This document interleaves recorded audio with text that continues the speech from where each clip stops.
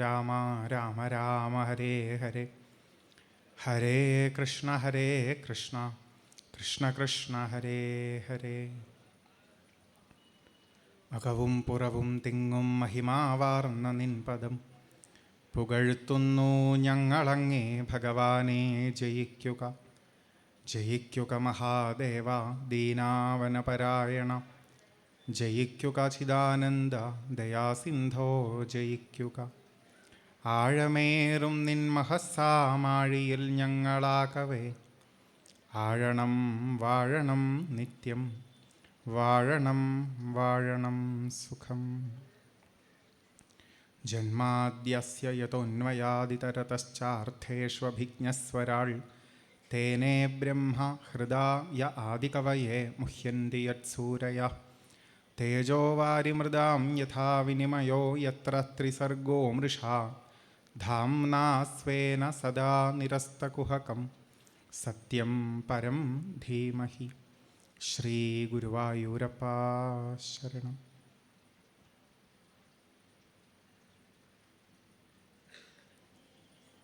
എല്ലാവർക്കും നമസ്കാരം. ശ്രീമദ് ഭാഗവത ഗ്രന്ഥത്തിൽ 12 ഭാഗങ്ങളുള്ളതിൽ മൂന്നാമത്തെ ഭാഗം അല്ലെങ്കിൽ മൂന്നാമത്തെ സ്കന്ധം എന്നറിയപ്പെടുന്ന പലതരം കഥകൾ ഉൾക്കൊള്ളിച്ചിട്ടുള്ള ഭാഗത്ത് വിതുരമൈത്രേയ സംവാദം എന്ന പേരിൽ അറിയപ്പെടുന്ന ഒരു രംഗമാണ് നമുക്ക് ഇവിടെ കുറച്ചു നേരം കൊണ്ട് ഒന്ന് അനുസ്മരിക്കാനുള്ളത്. ശ്രീമദ് ഭാഗവത ഗ്രന്ഥം തുടങ്ങുമ്പോൾ പറയണത് പണ്ടുള്ളവർ അവരുടെ ജീവിതാനുഭവങ്ങളിലൂടെയും ചുറ്റുമുള്ള പ്രകൃതിയെ നിരീക്ഷിച്ചിട്ടും ഒക്കെ മനസ്സിലാക്കിയെടുത്തിട്ടുള്ള ചില കാര്യങ്ങൾ മനുഷ്യർക്ക് ശ്രദ്ധിച്ച് ഉപയോഗിച്ചു കഴിഞ്ഞാൽ ജീവിതത്തെ വളരെ നല്ല രീതിയിലാക്കാൻ സാധിക്കും എന്നുറപ്പുള്ള കാര്യങ്ങൾ കഥകളുടെ രൂപത്തിൽ അവതരിപ്പിക്കുന്നു എന്നാണ്. അപ്പം നമ്മുടെ പൂർവികർ നല്ലൊരു ജീവിത ശൈലി എന്ന് കരുതിയതിനെ കുറച്ച് കഥകളിലൂടെ നമ്മളിലേക്ക് എത്തിച്ചു തരികയാണ്. പണ്ട് നൈമിഷാരണ്യം എന്ന് പറഞ്ഞ സ്ഥലത്ത് വെച്ച് എങ്ങനെയായാലാ ജീവിതം നന്നാവുക എന്ന് ചോദിച്ച ശൗനകാദി മഹർഷിമാർക്ക് സൂതപൗരാണികൻ എന്ന ആചാര്യൻ ഇതുപോലെ പണ്ടുള്ളവർ പറഞ്ഞു തന്ന നല്ലൊരു ജീവിത രീതി എന്ന് പറഞ്ഞ് പരിചയപ്പെടുത്തി കൊടുത്തു. ഈ കാലഘട്ടത്തിൽ ഈ ജീവിത രീതിയെ കാണിച്ചു തരുന്ന ഗ്രന്ഥം ഭാഗവതമാണ് എന്നും അന്ന് പറഞ്ഞു അത്ര. ആ ഭാഗവതം ലോകത്ത് പ്രസിദ്ധമായത് വേദവ്യാസ മഹർഷി രചിച്ചു കഴിഞ്ഞ് വേദവ്യാസൻ്റെ മകനായ ശ്രീശുക ബ്രഹ്മർഷി പരീക്ഷിത്ത് എന്ന രാജാവിന് 7 ദിവസങ്ങളെ കൊണ്ട് ഇത് പറഞ്ഞു കൊടുത്തപ്പോഴാണ്. അപ്പോഴാണ് ശൗനകാദി മഹർഷിമാർ ചോദിച്ചത്, നല്ല ജീവിത രീതിയെ പറഞ്ഞു തരുന്ന ഭാഗവതത്തെ 7 ദിവസം കൊണ്ട് പരീക്ഷിത്ത് കേൾക്കാൻ കാരണം എന്താ? 7-ാം ദിവസം മരണം എന്നൊരവസ്ഥ വന്നു അത്ര അദ്ദേഹത്തിന്. അദ്ദേഹം ഗംഗാനദീ തീരത്ത് കഴിഞ്ഞിരുന്ന സമയത്ത് ശ്രീശുക ബ്രഹ്മർഷി അവിടെ എത്തിയപ്പോൾ അദ്ദേഹം ചോദിച്ചു, മരിക്കുന്നൊക്കെ അങ്ങോട്ട് ഉറപ്പായി കഴിഞ്ഞാലുള്ള ജീവിതം കുറച്ച് കഷ്ടമാണ്, പ്രത്യേകിച്ച് 7 ദിവസമേ ഉള്ളൂ എന്നൊക്കെ അറിയുമ്പോഴേ. ഇപ്പോൾ കുറേ കാലം കഴിഞ്ഞാൽ എപ്പോഴെങ്കിലുമൊക്കെ നമ്മൾ പോവും എന്നൊക്കെ നമുക്ക് എന്തായാലും വിശ്വാസമുണ്ട്, ഇല്ലായല്ല. പക്ഷെ ഒരു കണക്കിന് ആലോചിച്ച് നോക്കിക്കഴിഞ്ഞാൽ ഇവിടെ ജനിക്കുന്ന എല്ലാവർക്കും എന്നെങ്കിലും ഒരിക്കലും പോവും എന്നുള്ളൊരു ഉറപ്പോടു കൂടിയാണ് ഈ ജീവിതം നിൽക്കുന്നത്. അപ്പം എല്ലാവർക്കും ആവശ്യമുള്ള രീതിയിൽ എന്ന് പറയാവുന്ന ഒരു ചോദ്യമാണ് പരീക്ഷിത്ത് ചോദിച്ചത്. ഒരു ദിവസം പോകുമെന്ന് ഉറപ്പായ എങ്ങനെ ജീവിക്കണം? നമ്മുടെയൊക്കെ ജീവിതം ഏതുപോലെയാ ചോദിച്ചാൽ, കുട്ടികൾക്കൊക്കെ കളിക്കാൻ കൊടുക്കുന്ന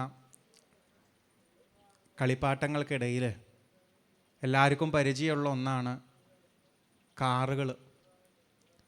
അതിൽ ചില കാറുകളുടെ പ്രത്യേകത എന്താ വെച്ചാൽ നമ്മളിങ്ങനെ പിന്നിലേക്ക് വലിച്ചിട്ട് വിട്ടാൽ കുറച്ച് ദൂരം മുന്നിലേക്ക് പോകും, നല്ലോണം അമർത്തി പിന്നിലേക്ക് വലിച്ച് വിട്ടാൽ കുറച്ച് നല്ലോണം മുന്നിലേക്ക് പോകും. പക്ഷെ എന്താണെന്നറിയോ, അതങ്ങനെ വലിച്ചു വിട്ടിട്ടുള്ള ആദ്യത്തെ ആ ഒരു പോക്കിൽ നമുക്ക് തോന്നുന്നത് ഇതൊരിക്കലും നിൽക്കാൻ പോണില്ല എന്നാണ്. പക്ഷെ അതിങ്ങനെ കുറച്ച് കഴിഞ്ഞാൽ നിൽക്കും. ഇതിൻ്റെ ഇടയിൽ പ്രത്യേകിച്ച് ഒന്നും സംഭവിക്കണമൊന്നുമില്ല. ഇതുപോലെ നമ്മുടെ ജീവിതവും ഇങ്ങനെ വലിച്ചു വിട്ട് തന്ന പോലെയാണ്. ഏതോ ഒരു ദിവസം എന്തായാലും ഓഫാവും എന്നുള്ള ഉറപ്പോട് കൂടിയിട്ട്. ഇപ്പം നമ്മളൊരു ദിവസം പോകുന്ന മാത്രമല്ല, നമ്മളിവിടെ ഈ ജീവിച്ചിരിക്കുന്ന കാലഘട്ടത്തിലും ചുറ്റിലും പലതും പോയിക്കൊണ്ടിരിക്കുക, പലതും മാറിക്കൊണ്ടിരിക്കുകയാണ്. ഇവിടെ ഒന്നും എല്ലാ കാലത്തും ഒരേപോലെ ഇല്ല. അതുതന്നെയാണ് മനുഷ്യന് പേടി ഉണ്ടാക്കുന്നതും. എന്തിനോടൊക്കെയോ ഇഷ്ടം തോന്നുമ്പോൾ, ആരോടൊക്കെയോ ഇഷ്ടം തോന്നുമ്പോൾ അവർ നാളെ ഉണ്ടാവില്ല, അത് നാളെ ഉണ്ടാവില്ല എന്നൊക്കെ ആലോചിക്കുമ്പോൾ പേടിയാണ്. സങ്കടം വരും ഓരോന്ന് പോകുമ്പോൾ.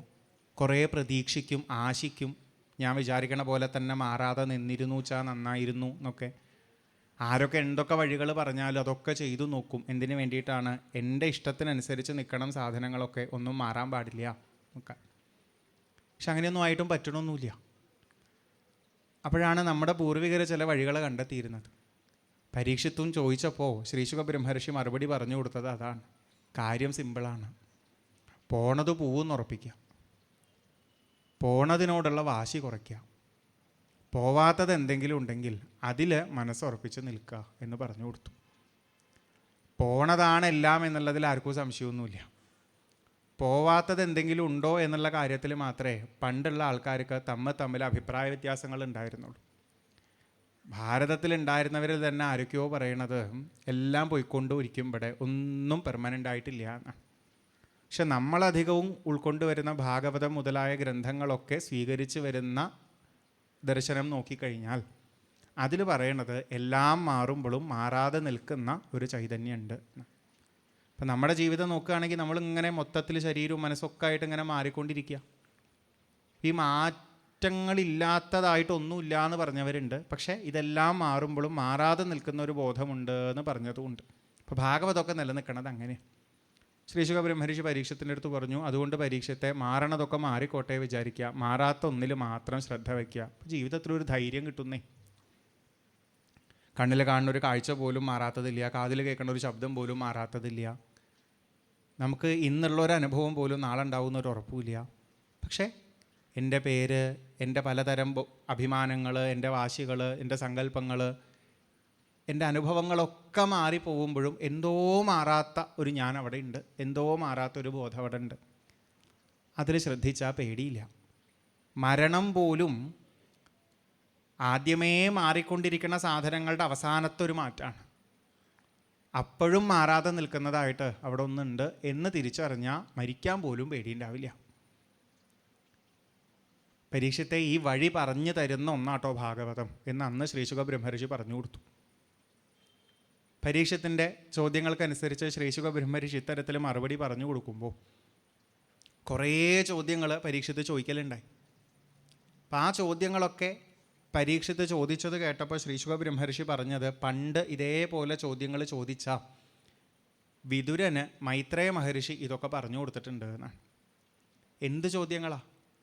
ആൾക്കാരൊക്കെ ഇവിടെ എന്തിനാണ് ജനിക്കണത്, എന്തിനു വേണ്ടിയാണ് ജീവിക്കണത്, ഇത് കഴിഞ്ഞാൽ അപ്പോൾ എന്താ ഉണ്ടാവുക, ഇങ്ങനത്തെ കുറേ ചോദ്യങ്ങളാണ്.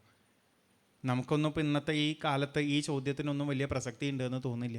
പക്ഷെ പ്രസക്തി ഉണ്ട് കേട്ടോ. എപ്പോഴാണെന്നറിയോ? നമ്മുടെയൊക്കെ ജീവിതത്തിൽ എന്തൊക്കെയോ നമ്മുടെ കൈവിട്ട് പോണ അനുഭവങ്ങളൊക്കെ ഉണ്ടാവുമ്പോൾ പിന്നെ ആരെങ്കിലും ഇങ്ങനെയൊക്കെ എഴുതിയത് വായിക്കാൻ നമുക്ക് നല്ല ഇഷ്ടമാണ്. നമുക്ക് തന്നെ പോവാറായി എന്ന് ഏകദേശം ഒരു സിഗ്നലൊക്കെ കിട്ടിയിട്ടുണ്ടെന്ന് തോന്നുക. അപ്പോഴാണ് വഴി കൂടെ പോകുമ്പോൾ പുസ്തകമേള കണ്ടത്. പുസ്തകമേളയിൽ നോക്കുമ്പോൾ മരിച്ചു കഴിഞ്ഞാൽ എന്ത് വായിക്കാൻ തോന്നും. അതുവരെ തോന്നിയിട്ടില്ല. അതുവരെ നമ്മൾ വലിയ ഡയലോഗ് അടിക്കും, എന്താണ് അത് കഴിഞ്ഞിട്ടുള്ളതല്ല നമ്മൾ നോക്കേണ്ടത്, ഇപ്പോഴുള്ള ജീവിതം നന്നാക്കുകയാണ് വേണ്ടത് എന്നൊക്കെ നമ്മൾ പറയും. പക്ഷെ ചില അനുഭവങ്ങളൊക്കെ വരുമ്പോൾ നമുക്ക് തോന്നും ഇങ്ങനത്തെ ഓരോ വിശ്വാസങ്ങൾ അവിടെ ഇവിടെയൊക്കെ ഉണ്ടെങ്കിൽ, ആരെങ്കിലും പറഞ്ഞതൊക്കെ ഉണ്ടെങ്കിൽ അതൊക്കെ വായിച്ചു നോക്കാം, അതൊക്കെ അറിയണം എന്നുള്ള താല്പര്യമൊക്കെ വരും. അപ്പം നമ്മുടെ ജീവിതാനുഭവങ്ങളാണ് നമ്മളെ ചില ചോദ്യങ്ങളിലേക്ക് അടുപ്പിക്കുന്നത്. എല്ലാവർക്കും ഒരു കൂട്ടം കാര്യങ്ങളൊക്കെ ഒരേപോലെയാണ്. പക്ഷെ വളരെ വ്യത്യസ്തമായിട്ടുള്ള ജീവിത സാഹചര്യങ്ങളിലൂടെ ചിലർ കടന്നു പോകുമ്പോൾ അറിയാണ്ട് നമ്മുടെ ഉള്ളിൽ കുറേ ചോദ്യമൊക്കെ വരും. ജന്മനാ ചില വ്യത്യാസങ്ങളൊക്കെ നമ്മുടെ ഇടയിൽ കാണുമ്പോൾ നമുക്ക് ചിലപ്പോൾ തോന്നിപ്പോവും, ഇത് ഈ ജനിക്കുമ്പോൾ എല്ലാവരും ഒരേപോലെ ആവാത്ത എന്താ? ഇപ്പം മുജ്ജന്മം എന്നൊക്കെ പറയണതുണ്ടോ? ഇനിയിപ്പോൾ വരാൻ പോണ ജന്മമൊക്കെ ഉണ്ടാവും, ഇതൊക്കെ എന്താ ഇങ്ങനെ കുറേ സംശയങ്ങളൊക്കെ ആ സമയത്താണ് വരിക. അപ്പോൾ പരീക്ഷത്ത് ഈ ഒരു അവസ്ഥയിൽ നിന്നപ്പോഴാണ് പരീക്ഷത്തിന് ഇതൊക്കെ തോന്നിയത്. ഏതവസ്ഥയിൽ? 7-ാം ദിവസം മരണം എന്ന് പറഞ്ഞപ്പോൾ. അപ്പോൾ പരീക്ഷത്ത് ചോദിച്ചു ശ്രീശുക ബ്രഹ്മർഷിയുടെ അടുത്ത്, എൻ്റെ പോലത്തെ ഈ ചോദ്യങ്ങളൊക്കെ പണ്ട് മൈത്രേയ മഹർഷിക്കും മൈത്രേയ മഹർഷിയുടെ അടുത്ത് വിതുരൻ ചോദിച്ചിട്ടുണ്ടെങ്കിൽ വിതുരൻ ഇതൊക്കെ തോന്നാൻ കാരണം എന്താണെന്ന് നമ്മളും ചിലപ്പോൾ അങ്ങോട്ടും ഇങ്ങോട്ടും ഒക്കെ ചോദിക്കുകയെ, ഞാൻ അന്ന് മുതലാട്ടോ ഇങ്ങനത്തെ കാര്യങ്ങളൊക്കെ കേട്ടു തുടങ്ങിയത് എന്നാണ്. അപ്പം നീ എന്ന് മുതലാ അതൊക്കെ വായിക്കാൻ തുടങ്ങിയേ നമ്മൾ ചിലപ്പോൾ ചോദിക്കും. അപ്പോൾ ചില സിനിമകളെ കാണുന്നതിനെ പറ്റിയിട്ടോ ചില കവിതകൾ വായിക്കണതിനെ പറ്റിയിട്ടോ ഭാഗവതം മുതലായത് വായിക്കണതിനെ പറ്റിയിട്ടോ അമ്പലത്തിൽ പോകാൻ തുടങ്ങുന്നതിനെ പറ്റിയിട്ടോ ഒക്കെ നമ്മൾ ചോദിക്കാറുണ്ട്. എൻ്റെ അന്നത്തെ ആ ഒരൊറ്റ അനുഭവത്തിന് ശേഷമാണ് ഞാൻ ഇതൊക്കെ തുടങ്ങിയത്, തനിക്കോ എന്ന് ചോദിക്കാറുണ്ട് നമ്മൾ. ഇതുപോലെ പരീക്ഷത്ത് ചോദിച്ചതാണ് വിതുരൻ എന്തേ പറ്റിയെന്ന്. ഇപ്പം നമ്മൾ ഉച്ചയ്ക്ക് മുമ്പ് കേട്ടിട്ടുണ്ടാവും. വിതുരൻ ആരാ? ധൃതരാഷ്ട്രരെയൊക്കെ അനിയനാണ്. അന്നൊരിക്കൽ ആകെ അപകടമാണ് എന്ന് തോന്നുന്ന അവസ്ഥയിൽ ധൃതരാഷ്ട്രർ ചോദിച്ചതാണ് വിതുരൻ്റെ അടുത്ത്, എന്താ ഇപ്പം ഞാൻ ചെയ്യേണ്ടത്? ചോദിച്ചാൽ ഉത്തരം പറയണ്ടേ? ഇപ്പോൾ വിതുരന് തോന്നിയ നല്ല ഉത്തരമായിട്ട് പറഞ്ഞു, ഈ പിടിച്ചു വച്ചിരിക്കണ മകനെ അങ്ങോട്ട് കളഞ്ഞല്ല നന്നാവും എന്ന് പറഞ്ഞു. അത് ദുര്യോധനൻ കേട്ട് ആകെ പ്രശ്നമായി. അവസാനം വിതുരനെ അവിടുന്ന് പുറത്താക്കി. വിതുരൻ പോയി തീർത്ഥാടനത്തിനായിട്ട് പല വഴികളിലൂടെ കടന്നുപോയി. അതിനിടയിലാണ് ഇവിടെ യുദ്ധം നടക്കുന്നതും സകലതും നശിക്കുന്നതും ഒക്കെ. പിന്നെ വിതുരൻ ഉദ്ധവനെ കണ്ടുമുട്ടി കുറേ കാലത്തിന് ശേഷം. അപ്പോഴേക്കും യുദ്ധം കഴിഞ്ഞ് പിന്നെ ശ്രീകൃഷ്ണ ഭഗവാനും തൻ്റെ വേഷമൊക്കെ അഴിച്ചു വെച്ച് പോയി. ശ്രീകൃഷ്ണ ഭഗവാന്റെ കൂട്ടുകാരനായ ഉദ്ധവനെ കണ്ടുമുട്ടി വിതുരൻ ആ കാര്യങ്ങളൊക്കെ മനസ്സിലാക്കിയതാണ്. അതെല്ലാം കഴിഞ്ഞപ്പോൾ ഉദ്ധവൻ അന്ന് വിതുരൻ്റെ അടുത്ത് പറയണ്ടായി, കൃഷ്ണൻ്റെ ഒപ്പം നിന്ന സമയത്ത് ശ്രീകൃഷ്ണ വേഷം അഴിച്ചു വെച്ച് ഭഗവാൻ പോവുകയാണെന്ന് മനസ്സിലായ സമയത്ത് ഞാൻ അടുത്ത് ചെന്നപ്പോൾ ഭഗവാൻ എനിക്ക് കുറച്ച് കാര്യങ്ങൾ പറഞ്ഞു തന്നിട്ടുണ്ട്. ആ പറഞ്ഞു തന്ന കാര്യങ്ങൾ ഉൾക്കൊള്ളപ്പോൾ കൃഷ്ണൻ ഇല്ല എന്ന തോന്നലൊന്നും എനിക്കിപ്പോൾ ഇല്ല. കൃഷ്ണൻ്റെ കൂടെ തന്നെ നിൽക്കുന്ന അതേ സുരക്ഷിതത്വം എൻ്റെ ഉള്ളിലിപ്പോൾ ഉണ്ട് എന്ന് പറഞ്ഞു.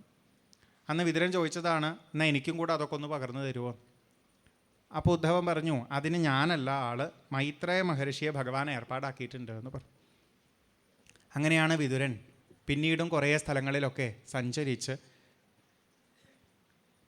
ഹരിദ്വാരം എന്ന പ്രദേശത്ത് എത്തിച്ചേർന്നു എന്നും അവിടെ വെച്ച് മൈത്രേയ മഹർഷിയെ കണ്ടുമുട്ടിയെന്നും ഭാഗവതത്തിൽ പറയണത്, നമ്മുടെ കയ്യിലുള്ള ഈ ഗ്രന്ഥത്തിൽ കാണിക്കുന്നത്. ഇപ്പോൾ വിതുരൻ മൈത്രേയ മഹർഷിയെ ചെന്ന് കണ്ടുമുട്ടിയിട്ട് നേരെ എങ്ങനെ പറയണത്, അന്ന് എന്താ ഭഗവാൻ പറഞ്ഞേച്ചാൽ അങ്ങോട്ട് പറഞ്ഞു തന്നുള്ളൂ കേട്ടോ, അങ്ങനെയൊന്നുമല്ല. ഉദ്ധവൻ എന്തെങ്കിലും സംശയം ഉണ്ടെങ്കിൽ ഭഗവാൻ തീർത്തു കൊടുത്തതുപോലെ വിതുരൻ എന്തെങ്കിലും സംശയം ഉണ്ടെങ്കിൽ മൈത്രേയ മഹർഷി തീർത്തു കൊടുക്കും എന്നാണ് പറഞ്ഞിരിക്കുന്നത്. അപ്പോൾ ആ സംശയം ചോദിച്ചാൽ പറഞ്ഞു കൊടുക്കും. വിതുരൻ ചോദിച്ചത് നല്ല സംശയമാണ്.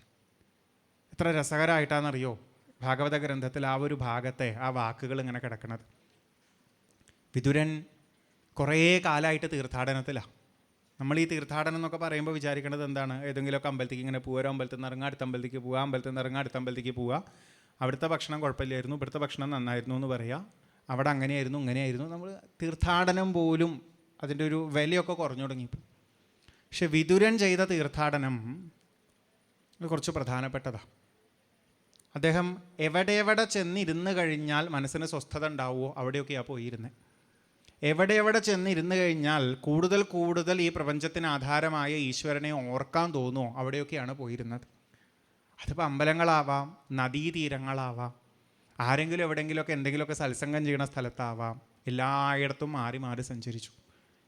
എന്നെ ആരും അറിയരുതെന്ന് വിതുരനുണ്ടായിരുന്നു. അതുകൊണ്ട് പലപ്പോഴും തൻ്റെ ഒരു വ്യക്തിത്വം എന്താണെന്ന് പുറത്ത് അറിയിക്കാണ്ടെയാണ് വിതുരൻ നടന്നതെല്ലാം.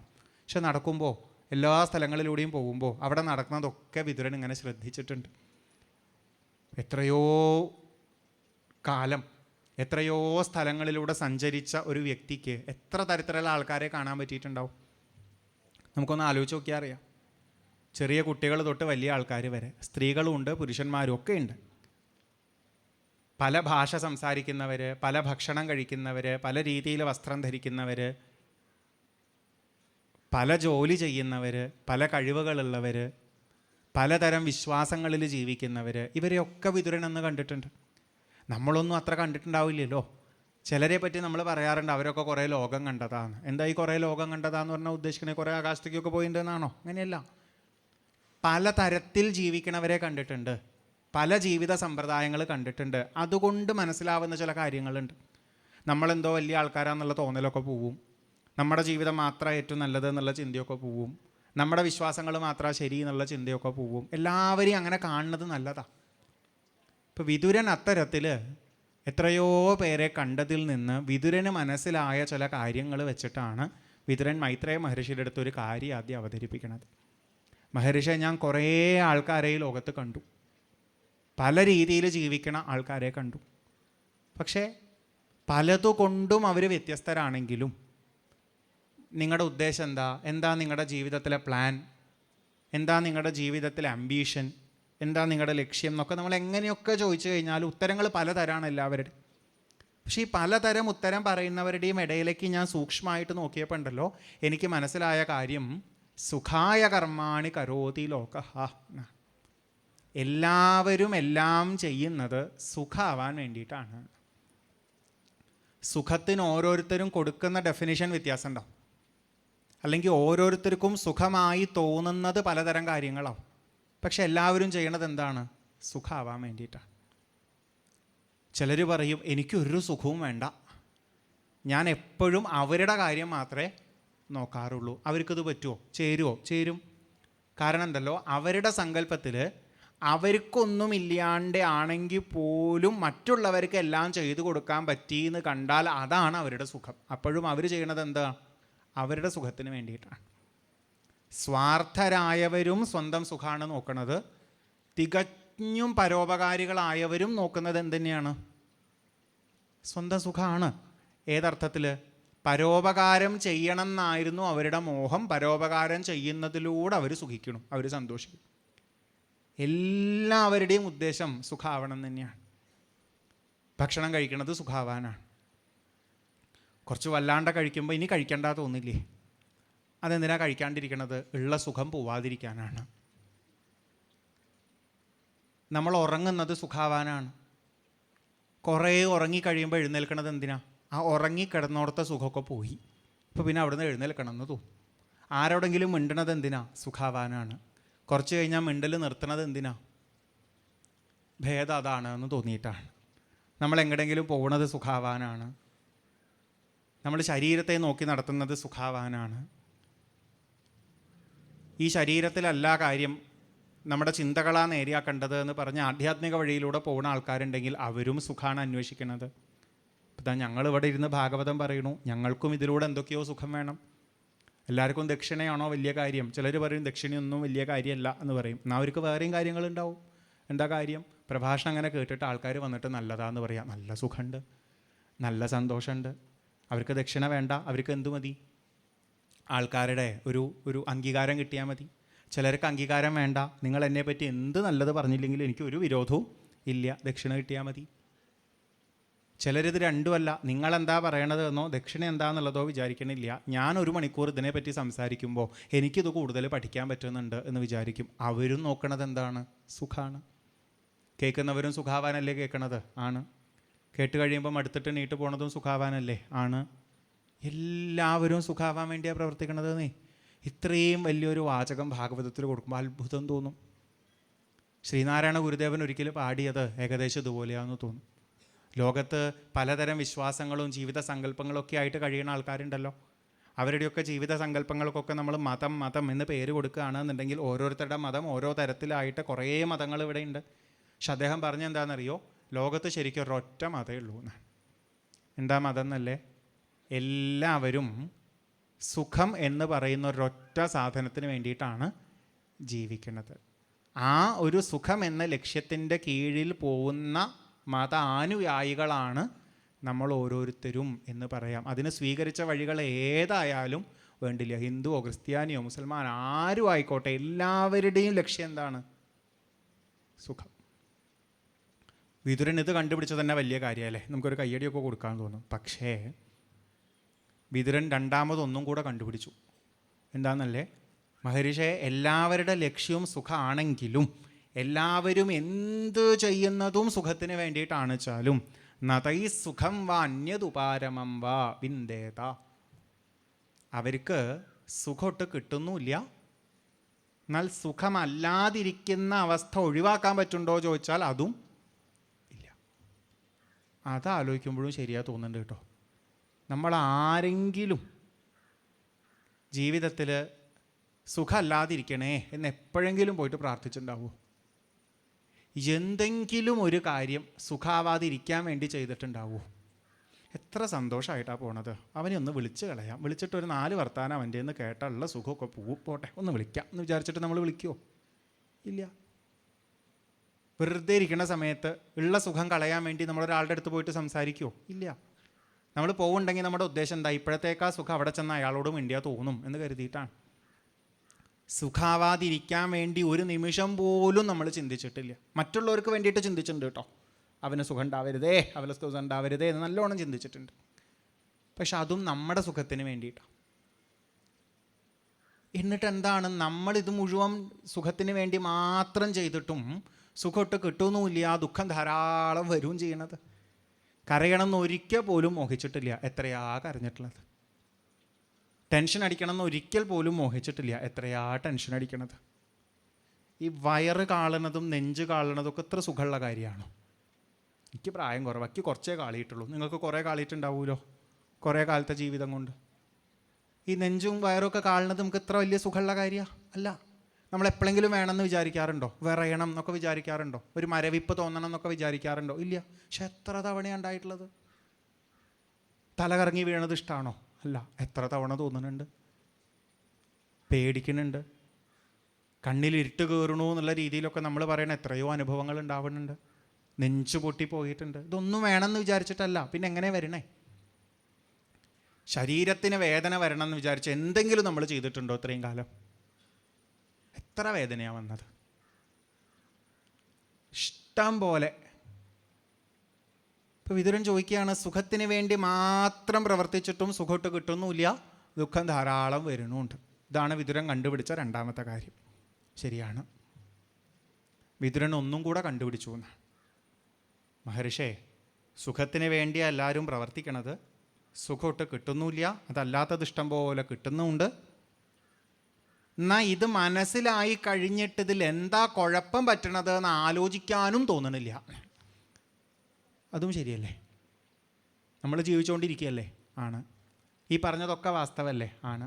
എന്നാൽ പിന്നെ എന്തുകൊണ്ടാ സുഖം മോഹിച്ചിട്ടും സുഖമല്ലാത്തത് മാത്രം ഉണ്ടാവണത് എന്ന് നമ്മൾ ആലോചിക്കാറുണ്ടോ? ഇല്ല. അതിപ്പോൾ എന്തുകൊണ്ടാണ് ചോദിച്ചാൽ നമുക്ക് ആകെപ്പാടെ ഒരൊറ്റ ഉദാഹരണം കൊണ്ട് കാര്യം പറയാം കേട്ടോ. നിങ്ങളൊക്കെ കേട്ടിട്ടുണ്ടാവും, നമുക്ക് എളുപ്പത്തിൽ പറയാനുള്ളൊരു കാര്യമാണ്. മലയാളികളെ പറ്റിയിട്ടെന്നാണ് പറയാറുള്ളത് സാധാരണ. ഇപ്പം ബാക്കിയുള്ളവർക്കുണ്ടോ എന്നറിയില്ല. നമ്മളവിടെയൊക്കെ കറണ്ട് പോയാൽ നമ്മൾ എന്താ ചെയ്യുക? അപ്പുറത്തേക്ക് നോക്കും. അവിടെയും കറണ്ട് പോയിട്ടുണ്ടെന്ന് കണ്ടാൽ നമുക്കൊരു സമാധാനമാണ്. എന്നാൽ അവിടെ കറണ്ട് പോയിട്ടില്ലെങ്കിലോ വെപ്രാളം വരാൻ തുടങ്ങുകയായി. മെയിൻ സ്വിച്ചൊക്കെ പോയി നോക്കണം, അവിടെ ഇവിടെയൊക്കെ പോയി നോക്കണം. ഈ ഒരൊറ്റ ഉദാഹരണം കൊണ്ട് നമുക്കിതും പറയാം. സുഖത്തിന് വേണ്ടി പ്രവർത്തിച്ചിട്ടും സുഖം കിട്ടാതെ ഇരിക്കുന്ന അവസ്ഥയെപ്പറ്റി ആലോചിച്ച് കുഴപ്പമെന്താന്ന് തിരിച്ചറിഞ്ഞ് നേരെയാക്കാൻ പോലും നമുക്ക് തോന്നാത്തത് എന്തുകൊണ്ടാണെന്ന് ചോദിച്ചാൽ, നമ്മൾ അപ്പുറത്തേക്ക് നോക്കുമ്പോൾ അവരും ഇങ്ങനെയാണ്, നമ്മൾ ഇപ്പുറത്തേക്ക് നോക്കുമ്പോൾ ഇവരും ഇങ്ങനെയാണ്. അപ്പോൾ പിന്നെ ഞാൻ മാത്രം എത്ര കഷ്ടപ്പെട്ടിട്ട് മാറേണ്ട ആവശ്യമൊന്നുമില്ല. ഇതാണ് കാര്യം. പക്ഷെ വിതുരനെ പോലുള്ളവർക്ക് അങ്ങനെയല്ല. ഇക്കണ്ട ആൾക്കാരുടെയൊക്കെ ഇടയിൽ ഈ മൈത്രേയ മഹർഷിയെ പോലുള്ളവരെയും ആര് കാണുന്നുണ്ട്?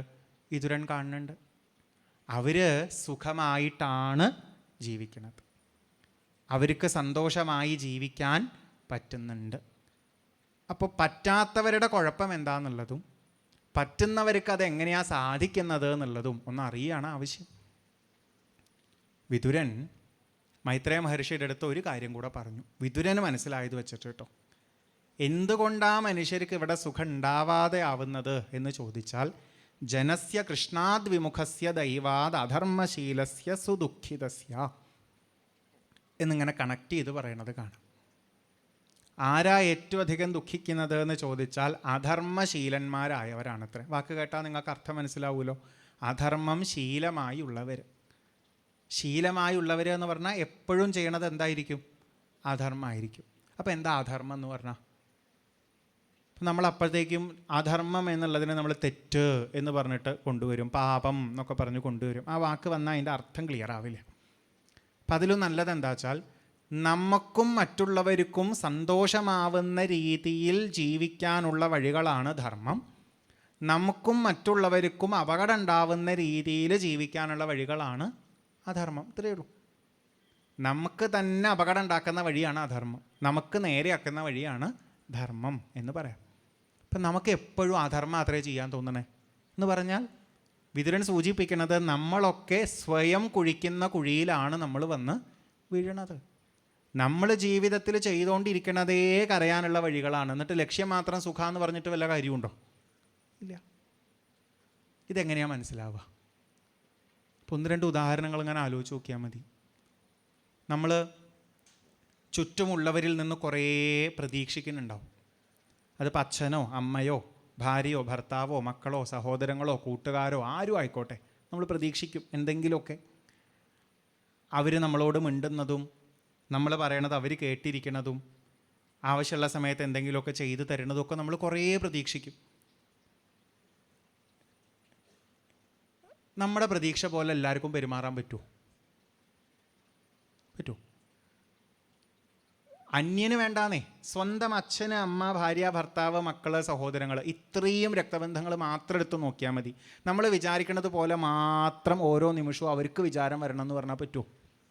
ഇല്ല. 2 മനസ്സല്ലേ, നമ്മൾ ഒരേ മനസ്സാണ് എന്നൊക്കെ എത്ര ആലങ്കാരികമായിട്ട് പറഞ്ഞാലും എൻ്റെ തോന്നൽ അതേപോലെ അവിടെ വരില്ല. നമ്മൾ വിചാരിക്കണത് പോലെ തന്നെ അവിടെ ഉണ്ടാവണം എന്ന് പറഞ്ഞാൽ അതൊരിക്കലും പോസിബിൾ അല്ല. ഇടയ്ക്കൊക്കെ ഉണ്ടാവാം, പക്ഷെ എല്ലാ കാലത്തും ഉണ്ടാവുമോ? ഇല്ല. എന്നിട്ടും നമ്മൾ മറ്റുള്ളവരിൽ നിന്ന് കുറേ പ്രതീക്ഷിക്കണില്ലേ? ആരാ വിഡ്ഢികൾ? ആ പ്രതീക്ഷ നടക്കാത്തതുകൊണ്ടല്ലേ സങ്കടം വരുന്നത്? ആ പ്രതീക്ഷ നടക്കാത്തത് കൊണ്ടല്ലേ എന്തിൻ്റെയൊക്കെയോ പേരിൽ നമ്മൾ അവരോട് ദേഷ്യപ്പെട്ടിട്ട് നീ എന്താ ഞാൻ പറയണത് കേൾക്കാത്തത് എന്ന് ചോദിച്ചിട്ട് ചീത്ത പറഞ്ഞ് അടിയുണ്ടാക്കണത്? ഞാൻ പ്രതീക്ഷിക്കുന്നത് പോലെ അവർ നടക്കുന്നില്ല എന്ന് പറഞ്ഞിട്ടല്ലേ അവസാനം പോയിട്ട് കൊല്ലണത് വരെ. ഇപ്പം നമ്മൾ തന്നെ നേരെയാവില്ല എന്ന് ഉറപ്പുള്ള കാര്യമായിട്ട് പോലും അതിൻ്റെ പിന്നാലെ പോയിട്ട് നമുക്ക് സങ്കടങ്ങൾ വരാനുള്ള വഴികൾ ഉണ്ടാക്കി വെക്കുകയാണ്. എവിടേക്കെയോ യാഥാർത്ഥ്യം മറന്നാണ് നമ്മൾ ജീവിക്കുന്നത്. വിതുരൻ പറയണത് അതാ, ഈ ജീവിതത്തിൻ്റെ ആധാരം എന്താണ്, അല്ലെങ്കിൽ ഇതിന് പിന്നിലുള്ള യാഥാർത്ഥ്യം എന്താണെന്ന് അറിയാൻ സാധിക്കാതെ അവനവൻ്റേതാകുന്ന എന്തൊക്കെയോ സങ്കല്പ ലോകങ്ങളിൽ ജീവിച്ചു പോകുന്ന ഓരോരുത്തരും അവനവന് തന്നെ കുഴപ്പങ്ങൾ ഉണ്ടാക്കുന്ന കാര്യങ്ങളാണ് ഓരോ നിമിഷവും ചെയ്തുകൊണ്ടിരിക്കുക. ആ ഒരു ജീവിത സമ്പ്രദായമാണ് അവർ സ്വീകരിച്ചു പോകണത് എന്ന് അവർക്ക് പോലും മനസ്സിലാവണില്ല. ഓരോ നിമിഷവും അതിൻ്റെ പേരിൽ പലവിധ പ്രശ്നങ്ങൾ അനുഭവിക്കേണ്ടി വരികയാണ്. ഇതൊന്നൊന്ന് മാറാൻ പറ്റണം എന്നാണ് വിതുരൻ പറയണത്. മൈത്രേയ മഹർഷിയെ പോലുള്ളവർ പറഞ്ഞു തരണം. എന്ത് പറഞ്ഞു തരണം? എങ്ങനെ ആയാലാണ് നന്നായി ജീവിക്കാൻ പറ്റുക? എന്ത് ചെയ്താലാണ് ഈ ജീവിതം തന്നെ നമ്മളെ എങ്ങനെ ജീവിക്കണം എന്ന് ബോധമുള്ളവരാക്കി മാറ്റുക എന്നും ചോദിച്ചിരിക്കുന്നു. തൽ സാധുവര്യ ആദിശവർമ്മശം ന സംരാധിതോ ഭഗവാൻ യേന പുംസാം ഹൃദിസ്ഥിതോ യച്ഛതി ഭക്തിപൂതേ ജ്ഞാനം സ തത്വാധിഗമം പുരാണം. വാക്കിൻ്റെ അർത്ഥം അതേപോലെ എടുത്തു കഴിഞ്ഞാൽ എന്ത് ചെയ്താലാണ് ഹേ മഹർഷിയെ സംപ്രീതനായിട്ട് ഭഗവാൻ നമ്മുടെ ഹൃദയത്തിലിരുന്ന് വേണ്ട അറിവ് നമുക്കുണ്ടാക്കി തരിക, അത് പറഞ്ഞു തരൂ എന്ന് വിതുരൻ ചോദിക്കുന്നു. ആ ഭാഷയൊന്ന് മാറ്റി പറയുകയാണെങ്കിൽ നമ്മൾ എന്ത് തരത്തിലുള്ള പ്രവൃത്തികൾ ചെയ്താലാണോ ഈ ജീവിതത്തിന് പിന്നിലുള്ള ശക്തി അല്ലെങ്കിൽ ഈ ലോകം തന്നെ നമുക്ക് എന്താണ് ഏറ്റവും നന്നായി ജീവിക്കാനുള്ള വഴി എന്ന് മനസ്സിലാക്കി തരിക, അതൊന്ന് പറഞ്ഞു തരണം എന്നാണ്. ഉത്തരങ്ങളൊക്കെ ഇവിടെ തന്നെ ഉണ്ട്. നമ്മളൊന്ന് ശ്രദ്ധിച്ച് നോക്കിക്കഴിഞ്ഞാൽ ഈ ജീവിതം തന്നെ നമുക്ക് ഉത്തരങ്ങൾ തരും. നമ്മളൊന്ന് ശ്രദ്ധിച്ച് നോക്കിക്കഴിഞ്ഞാൽ നമ്മുടെ ഉള്ളിൽ തന്നെ ഉത്തരങ്ങളുണ്ട്. പക്ഷെ നോക്കണ്ടേ? അപ്പോൾ എന്ത് ചെയ്ത് പോയാലാണ് നമ്മുടെ ഉള്ളിൽ തന്നെ വേണ്ടത് തോന്നുക? എന്ത് ചെയ്ത് പോയാലാണ് ഈ ലോകം തന്നെ നമുക്ക് നല്ല സാഹചര്യങ്ങൾ ഉണ്ടാക്കി തന്ന് ജീവിതത്തെ നല്ലതുപോലെ മനസ്സിലാക്കി പോകുന്നവരാക്കി നമ്മളെ മാറ്റുക? ഇതായിരുന്നു വിതുരൻ്റെ ചോദ്യം. അതിനുത്തരം പറഞ്ഞു തരണം എന്നാണ്. ഇത് പറയുന്ന വിതുരൻ്റേതാകുന്ന ഇത്രയും കാലഘട്ടത്തിലെ ജീവിതാനുഭവം വെച്ച് അറിയാം. എന്തറിയാം? ഇതിനെല്ലാം പിന്നിലുള്ള ഒരു ഈശ്വരഭാവത്തെപ്പറ്റി, ആ ഈശ്വരൻ തൻ്റെ മായാശക്തിയാൽ എല്ലാത്തിനെയും പലതാക്കി ഇവിടെ സൃഷ്ടിച്ചതിനെ പറ്റി അത്യാവശ്യം അറിവൊക്കെ വിതുരനുണ്ട്. പക്ഷേ വിതുരൻ അത് എണ്ണി എണ്ണി മൈത്രേയ മഹർഷിയോട് ചോദിക്കണു, അത് പറഞ്ഞു തരാൻ ആവശ്യപ്പെടുന്നു. എങ്ങനെയായി വ്യത്യസ്തതകൾ നിറഞ്ഞ ലോകം ഉണ്ടാവണത്? എത്ര സ്വഭാവങ്ങളാണ്, എന്തൊക്കെ തരം സുഖങ്ങളും ദുഃഖങ്ങളും അറിഞ്ഞിട്ടുള്ള അനുഭവങ്ങളാണ് നമുക്ക് ഓരോരുത്തർക്കും ഉള്ളത്. നമ്മളൊക്കെ വേണമെങ്കിൽ ഓരോന്ന് ചെയ്ത് ഓരോന്ന് അനുഭവിക്കുന്ന ഓരോ തരം ലോകങ്ങളിൽ ജീവിക്കണവരായിട്ട് തോന്നും. എത്രയോ പക്ഷികൾ, മൃഗങ്ങൾ, എത്ര നല്ല കാഴ്ചകൾ, എത്ര തരത്തിലുള്ള ശബ്ദങ്ങൾ, എങ്ങനെയാണ് ഈ ഒരു വൈവിധ്യം ഇവിടെ ഉണ്ടായത് എന്ന് വിതുരൻ ചോദിക്കുന്നു. നമുക്ക് ഓരോരുത്തർക്കും ജീവിക്കാനുള്ള പലതരം സമ്പ്രദായങ്ങളും കാര്യങ്ങളും ഒക്കെ എങ്ങനെയാണ് തലമുറകളായി കൈമാറ്റപ്പെട്ട് ഇവിടേക്ക് എത്തുന്നത്, അതിനൊക്കെ ഒരു തുടക്കം എങ്ങനെയാണ്, ഇതൊക്കെ എങ്ങനെ ചിട്ടപ്പെടുത്തി കൊണ്ടുവന്നതാണ്, ഇതിനെപ്പറ്റിയൊക്കെ ചോദിച്ചിട്ടുണ്ട്. ആ ചോദ്യങ്ങളെ ഒന്ന് ചുരുക്കി പറയുകയാണെങ്കിൽ, എല്ലാം ഉണ്ടായതിനെ പറ്റിയിട്ടും എല്ലാം നിലനിൽക്കുന്നതിനെ പറ്റിയിട്ടും എല്ലാം ഇല്ലാതായി മറഞ്ഞു പോകുന്നതിനെ പറ്റിയിട്ടുള്ള ചോദ്യങ്ങളാണെന്ന് പറയാം. അല്ലെങ്കിൽ നമ്മുടെ ഓരോരുത്തരുടെയും ജീവിതം ഉണ്ടാവുന്നതിനെ പറ്റിയിട്ടും ആ ജീവിതം നിലനിന്ന് പോകുന്നതിനെ പറ്റിയിട്ടും ഈ ജീവിതത്തിൻ്റെ ഒരു പൂർത്തീകരണത്തെ പറ്റിയിട്ടുള്ള ചോദ്യങ്ങളാണ് എന്ന് പറയാം. എന്നിട്ട് വിതുരൻ പറയുകയാണ്, ഇതെനിക്ക് നല്ലോണം കേൾക്കണം, ഇതേ എനിക്ക് കേൾക്കണ്ടു, ഇതല്ലാത്ത എന്തെങ്കിലും ചില സംവാദങ്ങളിലൊന്നും ഏർപ്പെടാൻ എനിക്ക് ഒരു താല്പര്യവും ഇല്ല.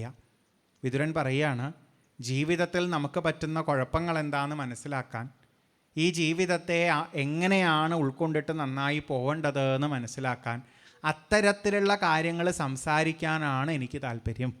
അത്തരത്തിലുള്ള കാര്യങ്ങൾ പറഞ്ഞു തരുന്നവരുടെ അടുത്ത് പോയിട്ട് കേൾക്കാനാണ് എനിക്ക് താല്പര്യം. ഇതല്ലാത്തത് കേൾക്കുന്നവർ വെറുതെ സമയം കളയാണ് ജീവിതത്തിൽ എന്ന് പോലും അദ്ദേഹം അവിടെ അഭിപ്രായപ്പെടുന്നതായിട്ട് കാണാം. അത് കുറച്ച് നല്ല ഭാഷയിൽ പറയുമ്പോൾ എന്താവുമെന്ന് ചോദിച്ചു കഴിഞ്ഞാൽ, ഈശ്വര കഥകളെ കേൾക്കുന്നതാണ് എനിക്കിഷ്ടം, അതല്ലാത്തതൊന്നും കേൾക്കണ്ട എന്ന് പറയും. ഈശ്വര കഥകളെ കേൾക്കുക എന്ന് പറഞ്ഞു കഴിഞ്ഞാൽ എപ്പോഴും ഇങ്ങനെ എന്തൊക്കെയോ കഥാപാത്രങ്ങളെ വെച്ചിട്ടുള്ള കഥകൾ കേൾക്കുക എന്ന് മാത്രം അർത്ഥമൊന്നുമില്ല. ഹരിയുടെ കഥകൾ കേൾക്കണം എന്ന് പറഞ്ഞാൽ അതിൻ്റെ അർത്ഥം എങ്ങനെയൊക്കെയാണ് ഈ ജീവിതം ഇവിടെ നിലനിൽക്കുന്നത്, ഇതെല്ലാം ഹരിയുടെ ലീലയായിട്ട് എങ്ങനെ മനസ്സിലാക്കാം എന്ന് പറഞ്ഞു തരുന്നത് എല്ലാതും ഹരിയുടെ കഥകൾ തന്നെയാണ്. നമ്മൾ ഈ കഥ കേട്ടാൽ മതി, കഥ കേട്ടാൽ മതി എന്ന് പറയുമ്പോൾ നമ്മൾ വിചാരിച്ചെന്താണെന്നറിയോ, എപ്പോഴും ചില കഥാപാത്രങ്ങളൊക്കെ ആയിട്ടുള്ള ആ കഥാസന്ദർഭം മാത്രം കേൾക്കണതാണ് കഥ കേൾക്കണത് എന്ന് വിചാരിച്ചു. പക്ഷേ ഭാഗവതം പറയുന്ന എപ്പോഴും കഥ കേൾക്കുക, കഥ കേട്ടോണ്ടിരിക്കുക എന്ന് പറയുന്നത് അങ്ങനെ മാത്രമല്ല. ഈശ്വരനെ പറ്റി സംസാരിക്കണത് എന്തും എന്തുതന്നെയാണ്, കഥകൾ തന്നെയാണ്. ഭഗവാനെ പറ്റിയാണോ പറഞ്ഞു തരുന്നത്, അതെല്ലാം എന്താണ്, കഥകൾ തന്നെയാണ്. ആ രീതിയിൽ കാര്യങ്ങളെ മനസ്സിലാക്കാൻ ആണ് എനിക്ക് താല്പര്യം, എപ്പോഴും അത് കേൾക്കാനാണ് താല്പര്യം എന്ന് വിതുരൻ പറയണു. ഇതും നമുക്കൊന്ന് ആലോചിക്കാനുള്ളതാണ്. കാരണം നമ്മൾ ജീവിതത്തെ പറ്റി ശ്രദ്ധിക്കുന്നതിനേക്കാൾ കൂടുതൽ മറ്റു പലതിനെയും പറ്റിയിട്ടുമാണ് ശ്രദ്ധിക്കാറുള്ളത്. ആരോ പറയാറുണ്ടേ, നമ്മുടെ കയ്യിലുള്ള മൊബൈൽ ഫോണോ നമ്മൾ ജീവിതത്തിൽ ഉപയോഗിക്കുന്ന മറ്റെന്തെങ്കിലും ഉപകരണങ്ങളോ ഏതും ആയിക്കോട്ടെ, ഉപയോഗിക്കാൻ അറിയാതെ ഉപയോഗിച്ച പ്രശ്നമില്ലേ ആവും. അപ്പം അതുകൊണ്ടാണത്ര അത് ഉപയോഗിക്കാൻ തുടങ്ങുന്നതിന് മുമ്പേ പറ്റുമെങ്കിൽ ഉപയോഗിക്കേണ്ടത് എങ്ങനെയാണെന്ന് എഴുതി വെച്ചിട്ടുള്ള യൂസർ മാനുവൽ വായിക്കണം എന്നൊക്കെ പറയണത്, യൂസേഴ്സ് മാനുവൽ വായിക്കണം എന്ന് പറയണത്. ഇതുപോലെ ഒരാചാര്യൻ പണ്ട് പറയാറുള്ളതാണ്, നമുക്ക് ജീവിക്കാനും ഒരു ഉപകരണം തന്നിട്ടുണ്ട് എന്നാണ്. അതിപ്പോൾ ഈ ശരീരമാവാം, നമ്മുടെ മനസ്സ് എന്ന് നമ്മൾ വിളിക്കുന്നതൊക്കെ ആവാം. അതെങ്ങനെയാണ് ഉപയോഗിക്കേണ്ടത്, അതെങ്ങനെയാണ് വർക്ക് ചെയ്യണത് എന്നുള്ളത് അറിയാൻ നമ്മൾ ശ്രമിക്കാറുണ്ടോ ചോദിച്ചാൽ ഇല്ല. ഈ ജീവിതത്തിൻ്റെ സ്വഭാവം എന്താണ്, ഈ പ്രകൃതിയുടെ സ്വഭാവം എന്താണെന്ന് അറിയാൻ നമ്മൾ ശ്രമിക്കാറുണ്ടോ ചോദിച്ചാൽ ഇല്ല. നമുക്ക് അങ്ങനത്തെ കാര്യങ്ങൾ കേൾക്കാൻ പലപ്പോഴും താല്പര്യം ഉണ്ടാവാറില്ല. നമ്മുടെ ചിന്താഗതിയുടെ കുഴപ്പമാണ്. നീ ഇങ്ങനെയൊന്ന് ചിന്തിച്ചു നോക്ക്, ഇതിന് പകരം അങ്ങനെയൊന്ന് ചിന്തിച്ചു നോക്ക്, അതൊന്നും പറയാനുള്ളൊരു ക്ഷമ നമുക്ക് ഇല്ല. അങ്ങനെയൊന്നും കേൾക്കാൻ നമുക്ക് ഇഷ്ടമല്ല പലപ്പോഴും. പക്ഷെ അങ്ങനെ കേൾക്കുന്നവരെന്ത് ചെയ്യണു, വളരെ വേഗം അവരുടെ ഉള്ളിലുള്ള കുഴപ്പങ്ങളെ കണ്ടുപിടിച്ച് മാറ്റണം.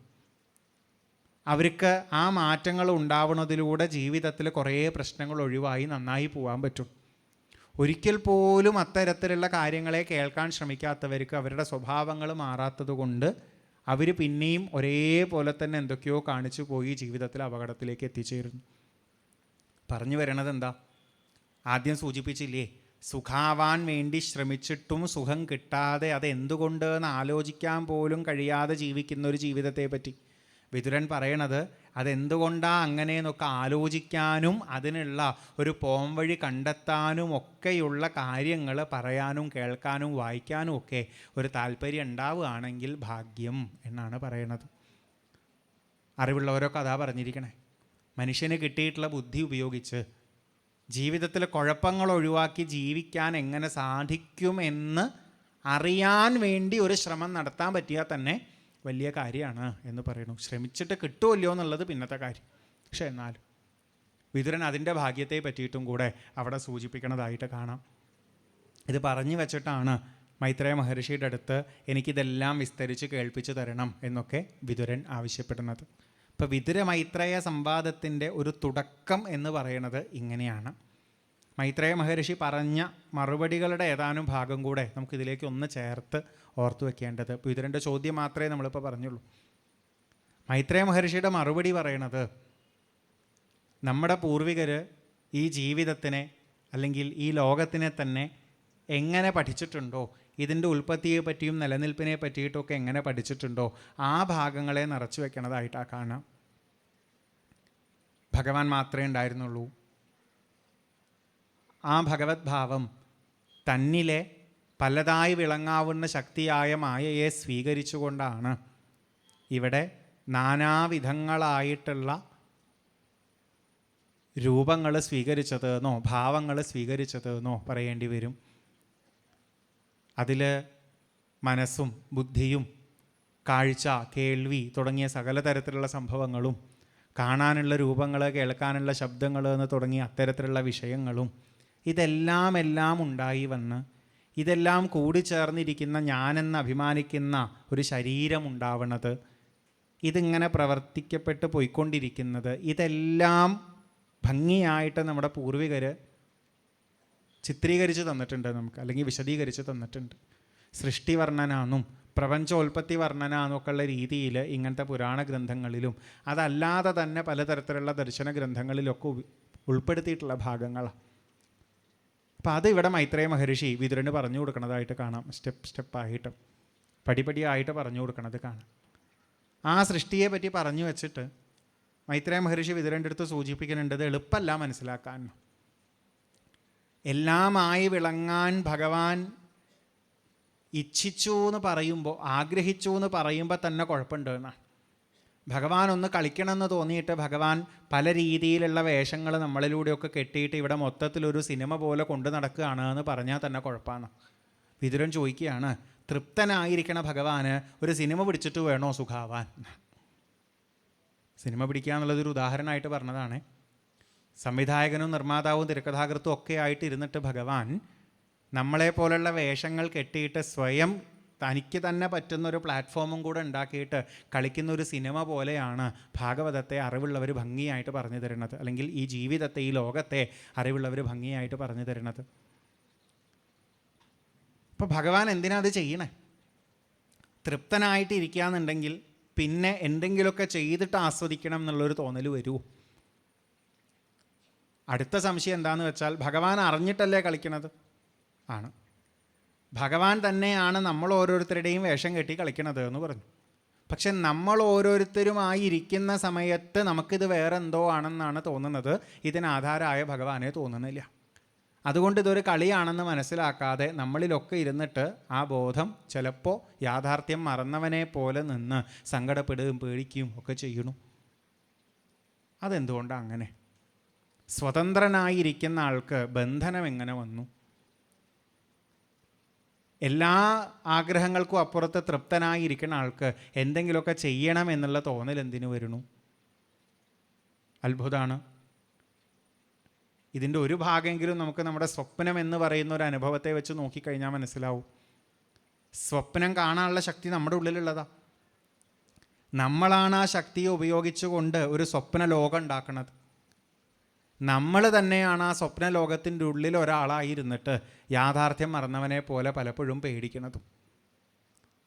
ഇപ്പം നമ്മുടെ തന്നെ സ്വപ്നമാണെങ്കിൽ പിന്നെ നമ്മളെന്തിനാ ആ സ്വപ്നത്തെ മറന്നിട്ട് അതിലെങ്ങനെയോ കഷ്ടപ്പെട്ടു പോകുന്നത്? ഈ സ്വപ്നത്തിൽ എങ്ങനെയാണ് സ്വപ്നം കാണുന്ന ആൾ വേറെയായിട്ടും സ്വപ്നത്തിൻ്റെ ഉള്ളിലുള്ള ആൾ വേറെയായിട്ടും മാറിയത്? സ്വപ്നത്തിൻ്റെ ഉള്ളിൽ മാത്രം ഓർമ്മ വരാനും സ്വപ്നത്തിന് പോലും സാക്ഷിയായിട്ടിരിക്കുന്ന ആളെ മറന്നു പോകാനും കാരണം എന്താ? നമുക്കത് അനുഭവമാണ്, നമ്മുടെ ജീവിതത്തിൽ ഉണ്ടായിക്കൊണ്ടിരിക്കുന്നതാണ്. വിതുരനിത് ചോദിച്ചപ്പോൾ മൈത്രേയ മഹർഷി പറഞ്ഞ മറുപടി ഇങ്ങനെയാണ്, ഭഗവാൻ കളിക്കുന്ന സിനിമയിലെ ഒരു വേഷം മാത്രമായി ഇരിക്കുന്ന നമ്മൾ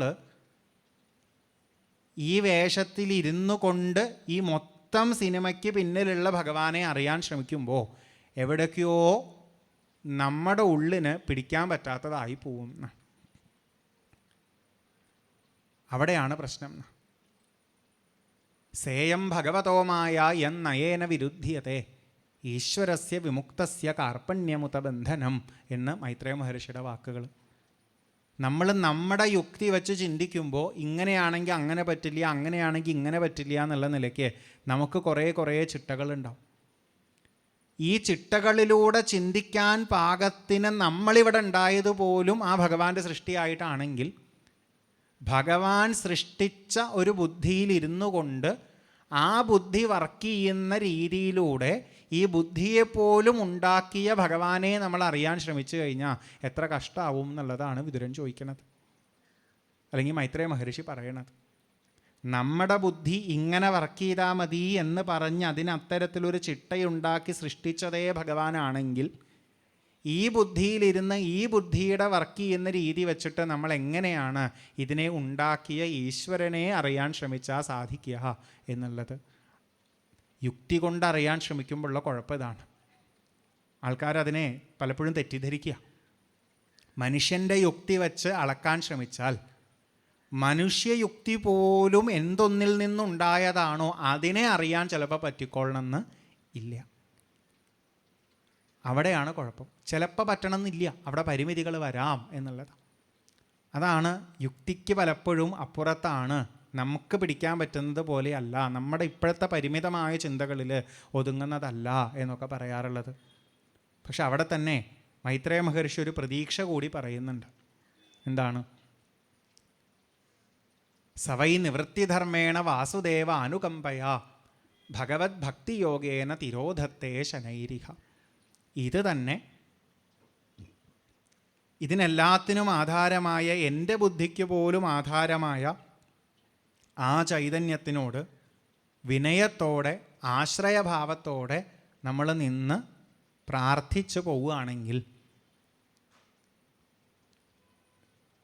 അത് മെല്ലെ നമ്മുടെ മുന്നിൽ തുറന്നു തരും എന്നും കൂടെ പറയണു. നിവൃത്തിധർമ്മം എന്നൊക്കെ പറഞ്ഞാൽ വാശി പിടിച്ച് എന്തൊക്കെയോ ചെയ്ത് ഈ ജീവിതമാകുന്ന സിനിമയിൽ ഞാൻ വിചാരിക്കണ പോലെ വേണം കാര്യങ്ങൾ എന്നുള്ള തീരുമാനങ്ങളില്ലാതെ ഈ ജീവിതമാകുന്ന സിനിമ എടുക്കുന്ന ഈശ്വരനെ അറിയാൻ സാധിക്കണം എന്നൊരൊറ്റ ലക്ഷ്യത്തോടു കൂടി പോകുന്നതാണ് നിവൃത്തിധർമ്മത്തോടു കൂടിയുള്ള ജീവിതം. ചെയ്യുന്ന ഓരോ കാര്യങ്ങളും ഇതിന് പിന്നിൽ എങ്ങനെയാണ് ഇതൊക്കെ സംഭവിക്കണേന്ന് അറിയാനുള്ള ത്വരയോട് കൂടിയിട്ടാവുക. നമ്മളിന്ന് ചെയ്യണത് മുഴുവൻ ഈ ലോകത്തിൽ ഇതിങ്ങനെ അനുഭവിച്ചു പോകാൻ വേണ്ടിയിട്ടാണ്. പക്ഷേ ഇവിടെ ജീവിക്കുന്ന ഓരോ നിമിഷവും ഈ ജീവിതത്തിൻ്റെ രഹസ്യം അറിയാൻ വേണ്ടിയിട്ട് മാത്രമാണ് നമ്മൾ കൊതിക്കുന്നത് എന്നുണ്ടെങ്കിൽ അത് നിവൃത്തിധർമ്മത്തിലുള്ള ജീവിതമായിട്ട് മാറും. ഭാഗവതം തന്നെ നമുക്ക് നിവൃത്തിപരമായിട്ടും കേൾക്കാം, പ്രവൃത്തിപരമായിട്ടും കേൾക്കാം. ഭാഗവതം കേൾക്കുന്നതിലൂടെ എനിക്ക് ഇവിടെ എന്തൊക്കെയോ കിട്ടാനും ഞാൻ ഭാഗവതം കേട്ട ആളാണ് എന്ന് മറ്റുള്ളവരെ അറിയിക്കാനും ഒക്കെയാണ് നമ്മൾ ശ്രമിക്കുന്നത് എന്നുണ്ടെങ്കിൽ ലൗകികമായ ചില സുഖങ്ങൾക്ക് വേണ്ടി തന്നെയാണ് ഇത് ഉപയോഗിക്കുന്നത് എന്നായിപ്പോൾ. നേരെ മറിച്ച് ഭാഗവതം കേൾക്കുന്നത് എനിക്ക് ഈ ജീവിതത്തിൻ്റെ ആധാരം എന്താണെന്ന് അറിയണമെന്ന തികഞ്ഞ ആത്മാർത്ഥമായ കൗതുകത്തോടു കൂടിയിട്ടാണ്, ജിജ്ഞാസയോട് കൂടിയിട്ടാണ് എന്നുണ്ടെങ്കിൽ അത് നിവൃത്തിധർമ്മമായിട്ട് മാറും.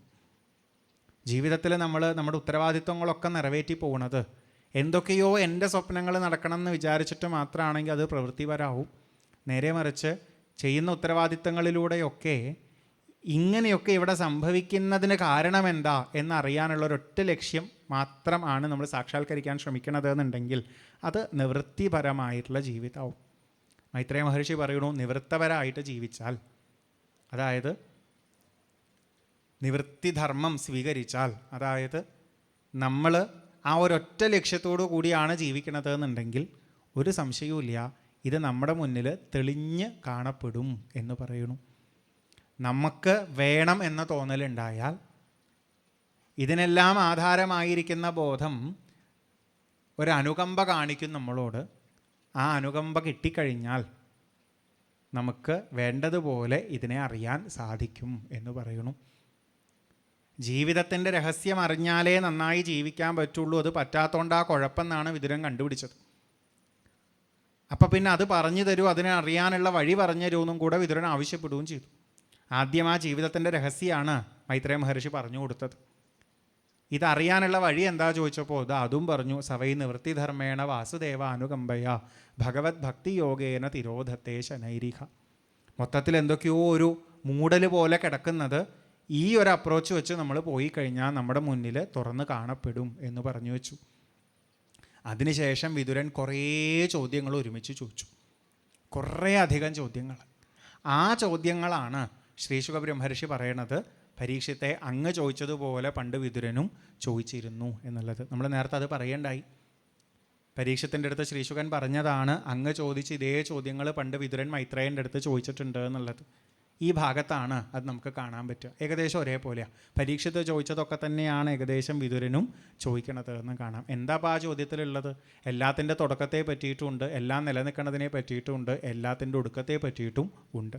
ഈ കണ്ട കാര്യങ്ങളെല്ലാം ഉൾപ്പെടുത്തിയിട്ടുള്ളതാണ് ആ ചോദ്യങ്ങൾ എന്ന് കാണാം.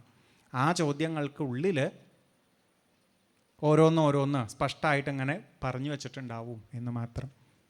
തുടർന്ന് ഈ ചോദ്യങ്ങൾക്കൊക്കെ ഉത്തരമാണ് കാലങ്ങളായിട്ട് ഇവിടെ പരമ്പരകളായിട്ട് കൈമാറ്റപ്പെട്ടിരിക്കുന്ന ഭാഗവതം എന്ന് പറയുന്നതിലുള്ളത് എന്ന് പറഞ്ഞ ഭാഗവതത്തെ കൂടി പരിചയപ്പെടുത്തി കൊടുത്തിട്ടാണ് മൈത്രേയ മഹർഷി വിതുരന് അടുത്തൊരു ഘട്ടം കാര്യങ്ങളെ പറഞ്ഞു കൊടുക്കാനായിട്ട് ആരംഭിക്കുന്നത്. ഇപ്പം നമ്മൾ ഈ ഒരു വിഷയത്തെ എടുത്തു തുടങ്ങിയത് തന്നെ ഒരു പ്രത്യേക രീതിയിലായിരുന്നു. ജീവിതത്തിൽ കുഴപ്പമുണ്ട് എന്ന് ആദ്യം വിതുരൻ മനസ്സിലാക്കി കാണിച്ചു തന്നു. ജീവിതത്തെ വേണ്ടതുപോലെ മനസ്സിലാക്കാതെ ജീവിക്കുന്നതിലാണ് ഈ കുഴപ്പത്തിൻ്റെ കാരണം കിടക്കുന്നത് എന്നും പറഞ്ഞു തന്നു.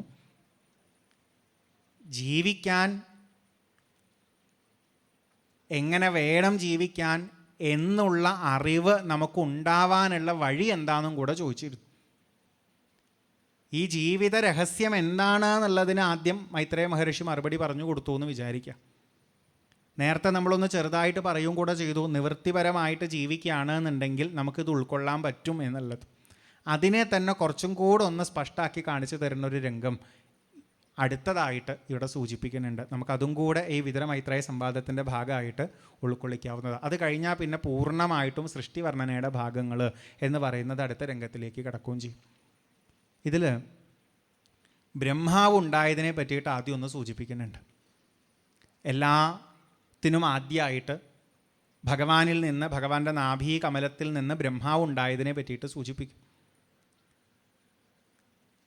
ആ ബ്രഹ്മാവ് താൻ എവിടെ നിന്ന് വന്നു എന്നറിയാൻ വേണ്ടി പരിശ്രമിക്കുന്ന ഒരു രംഗം കാണിച്ചു തരും.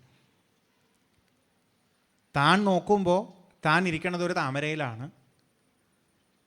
ഈ താമര എവിടെ നിന്ന് വന്നു എന്നറിയാൻ വേണ്ടി കുറേ ശ്രമിച്ചു, അതിനുത്തരം കിട്ടണില്ല. എന്തിനാ ഇവിടെ വന്നത് എന്നൊരു ഉത്തരം കിട്ടണ്ടേ? എന്താണ് ചെയ്യാനുള്ളത് എന്നുള്ളതിനൊരു ഉത്തരം കിട്ടണ്ടേ? ആരോ എന്നെ ഇവിടേക്ക് ഇങ്ങോട്ട് വലിച്ചെറിഞ്ഞ് കിട്ടിയതുപോലുള്ളൊരു ജീവിതമാണ്, ഇതെന്താ ചെയ്യേണ്ടത് എന്നൊന്ന് മനസ്സിലാവണ്ടേ? അതിനുത്തരം കിട്ടാൻ വേണ്ടിയിട്ട് കുറച്ചധികം കഠിനമായി തപസ് ചെയ്തു ബ്രഹ്മാവ് എന്ന് പറയുന്നു. ആ തപസ്സിനൊടുവിൽ ബ്രഹ്മാവിന് തനിക്ക് ആധാരമായ ഈശ്വരനെ വൈകുണ്ഠമൂർത്തിയായിട്ട് നമുക്ക് രൂപം കാണിച്ചു തരുന്ന ആ ഭഗവാനെ അറിയാൻ സാധിച്ചു എന്ന് പറയുന്നുണ്ട്. അവിടെ ബ്രഹ്മാവ് ഭഗവാന്റെ അടുത്ത് പറയണ ചില വാക്കുകൾ എന്താ? ഭഗവാനെ, ജീവിതത്തിന് ആധാരമായ അങ്ങയെ അറിയാതെ ജീവിക്കുന്നവർ കഷ്ടപ്പെടും എന്ന് ആദ്യം പറഞ്ഞു തരികയാണ്. എങ്ങനെ കഷ്ടപ്പെടും? താവത് ഭയം ദ്രവിണഗേഹ സുഹൃന്നിമിത്തം ശോകസ്പൃഹ പരിഭവോ വിപുലശ്ചലോഭ താവൻ മമേത്യസതവഗ്രഹ ആർത്തിമൂലം യാവന്ന തേഘ്രിമഭയം പ്രവൃണീതലോക ദൈവേന തേ ഹതധിയ ഭവത പ്രസംഗാൽ സർവാശുഭോപശമനാദ് വിമുഖേന്ദ്രിയായേ കുർവന്തി കാമസുഖലേശലവായ ദീനാഹ ലോഭാഭിഭൂത മനസോ കുശലാനി ശശ്വൽ എന്നൊക്കെ പറഞ്ഞു പോണതായിട്ട് കാണാം. അവിടെ മുഴുവൻ സൂചിപ്പിക്കണത് ഇതാ, നമ്മൾ ഓരോരുത്തരും ഇവിടെ വന്ന് ജനിക്കണതും നമുക്ക് എന്തൊക്കെയോ ഉത്തരവാദിത്തങ്ങൾ ഉണ്ടാവുന്നതും അത് പലതും ചെയ്ത് മുന്നോട്ട് പോകുന്നതുമായിട്ടുള്ള ഈ ഒരു സമ്പ്രദായത്തിന് പിന്നിലുള്ള കണക്കുകൾ എന്താണെന്ന് മനസ്സിലാവാത്ത ഒരാൾക്ക് ഈ ജീവിതം മുഴുവൻ ഭയവും ശോകവും സ്പൃഹയും ഒക്കെ നിറഞ്ഞതായിരിക്കും എന്ന് പറയുക. നമ്മളിവിടെ സുഖമാവും എന്ന് കരുതി കൊണ്ട് നടക്കുന്നതെല്ലാം നമുക്ക് ഇതേപോലെ ഭയവും സങ്കടവും തരുന്നതാവും എന്ന് പറയുന്നു. അത് കയ്യിലെ പണമായിക്കോട്ടെ, നമുക്കുള്ളൊരു കുടുംബമായിക്കോട്ടെ, നമുക്കുള്ള ഓരോ തരത്തിലുള്ള ബന്ധങ്ങളായിക്കോട്ടെ, നമ്മുടെ ഈ ശരീരം തന്നെ ആയിക്കോട്ടെ, ആസ്വദിക്കാൻ വേണ്ടി കിട്ടിയത് നമുക്ക് ഭാരമായി തീരുന്ന ഒരവസ്ഥ എന്ന് കാണാം. അതെന്തുകൊണ്ടാണ്? ബ്രഹ്മാവിൻ്റെ വാക്ക് ഇതാണ്: ഭഗവാനെ, യാവന്ന തേങ്കരിമഭയം പ്രവൃണീത ലോക. ഇതിനാധാരമായ ഈശ്വരനെ ശ്രദ്ധിക്കാത്തതുകൊണ്ടാണ്. ഏതൊരു ശക്തിയാണ് നമ്മളെ ഇവിടെ കൊണ്ട് എത്തിച്ചിരിക്കുന്നത്, ആ ശക്തിയെ ആശ്രയിക്കാത്തത് കൊണ്ടാണ് ഈ ജീവിതം നമുക്ക് ഭാരാവണത്. എത്ര വലിയ ആശയം അവിടെ പറഞ്ഞു തരണേന്നറിയോ? നമുക്ക് നമ്മുടെ ജീവിതത്തെ ചിലപ്പോൾ ഇഷ്ടാവില്ല. എവിടെയോ ആരുടെയോ ആരോ ആയി എന്തൊക്കെയോ ഉത്തരവാദിത്തങ്ങളുടെ ഒരു കൂമ്പാരത്തിനിടയ്ക്ക് ജീവിക്കുമ്പോൾ മൊത്തത്തിൽ വലിയ ഭാരമാണെന്ന് തോന്നുമ്പോൾ ഓരോ ദിവസവും രാവിലെ എഴുന്നേൽക്കുമ്പോഴേ പരാതിയും പരിഭവവും ആവും നമ്മുടെ ഉള്ളിൽ. നമ്മൾ ശ്രദ്ധിക്കുന്നത് മുഴുവൻ നമുക്ക് ചുറ്റുമുള്ള ജീവിതത്തെയാണ്. നമ്മൾ ശ്രദ്ധിക്കുന്നത് മുഴുവൻ നമ്മുടെ ചുറ്റുമുള്ളവരും ജീവിക്കുന്ന ജീവിതങ്ങളെയാണ്. താരതമ്യം ചെയ്തിട്ടും മറ്റുമൊക്കെ ഇവിടെ ശരിയല്ലല്ലോ എന്നും ആലോചിക്കണു. സുഖമാവാൻ വേണ്ടി തന്നെ നേരത്തെ വിതുരൻ പറഞ്ഞതുപോലെ ശ്രമിച്ചുകൊണ്ടിരിക്കണു. കിട്ടണതൊന്നും സുഖമല്ലാത്ത അവസ്ഥയായിട്ട് കടന്നു പോയിക്കൊണ്ടിരിക്കുന്നു. ഇവിടെ പറയണത്, കിട്ടിയ ജീവിതത്തെ നോക്കുന്നതിന് പകരം ഈ ജീവിതത്തിലേക്ക് നമ്മളെ കൊണ്ടെത്തിച്ച് തന്ന ശക്തിയെ ഒന്ന് ആലോചിക്കാൻ പറ്റുമോ എന്നുള്ളതാണ്. ആ ശക്തിക്ക് മാത്രമാണ് ഇതിൻ്റെ കണക്കുകൾ അറിയണത്. ഏതോ ഒരു കൊല്ലവർഷം, ഏതോ ഒരു മാസം, ഏതോ ഒരു ദിവസം ഈ ഭൂമിയുടെ ഏതോ ഒരു മൂലയിലുള്ള ഏതോ ഒരു സ്ഥലത്തെ ഏതോ ഒരു കുടുംബത്തിലെ ഏതോ ഒരു അച്ഛനും അമ്മയ്ക്കും മകനോ മകളോ ആയിട്ട്, അതും ഇത്രാമത്തെ മകനോ മകളോ ആയിട്ട് നമ്മൾ വന്നങ്ങോട്ട് പിറന്നതാണ്. അതും ഒന്നും നമ്മുടെ കൺട്രോളിലല്ല എന്ന് തോന്നുന്ന ഒരു സാഹചര്യത്തിലല്ലേ വന്ന് പിറക്കുന്നത്. അതിന് ശേഷം മാത്രമാണ് എന്തെങ്കിലുമൊക്കെ നമുക്ക് വെട്ടിപ്പിടിച്ചുണ്ടാക്കാനും മറ്റുമൊക്കെ പറ്റണത്. ആ സാഹചര്യങ്ങളെ നമുക്ക് ഒരിക്കലും മാറ്റാനായിട്ട് പറ്റണില്ല എന്ന് തോന്നും. അവിടെ വന്ന് നമ്മളൊരു ജീവിതം തുടങ്ങുമ്പോൾ എന്തുകൊണ്ട് ഞാനിവിടെ വന്നു, അല്ലെങ്കിൽ ഏത് ശക്തിയാണ് എന്നെ ഇവിടെ കൊണ്ട് എത്തിച്ചത് എന്നൊന്ന് ശ്രദ്ധിച്ച് ആ ശക്തിയെ ആശ്രയിക്കാൻ തോന്നണില്ലെങ്കിൽ നമുക്ക് ഈ കിട്ടിയത് മുഴുവൻ ഭാരമാവാം എന്നാണ്.